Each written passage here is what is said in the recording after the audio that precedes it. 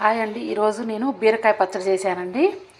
బీరకాయలు ఒక బీరకాయ తీసుకొని గీరి సన్నగా ముక్కలు కోసి పక్కకు పెట్టుకొని, టమాటా ఒకటి తీసుకొని ముక్కలు కోసి పక్కకు పెట్టుకొని, తాలింపేసి తాలింపులో కొంచెం ఎల్లిపాయ, కరివేపాకు, జీలకర్ర వేసి తాలింపు కొంచెం మగ్గినాక బీరకాయ సన్నగా కోసిన బీరకాయ ముక్కలు అందులో వేసి కొంచెం వేగినాక టమాటా ముక్కలు సన్నగా కోసుకొని అందులో వేసుకొని కొద్దిగా వేగినాక ఇక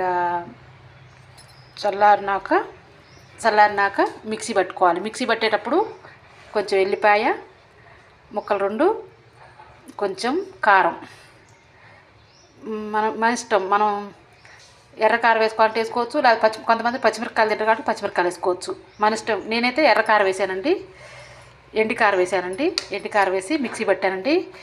కొద్దిగా చింతపండు కూడా వేసుకోండి, పుల్లగా బాగుంటుంది. చింతపండు కూడా కొద్దిగా నానబెట్టుకొని కొద్దిగా అంత మిక్సీ పట్టేటప్పుడు చింతపండు వేసుకోండి.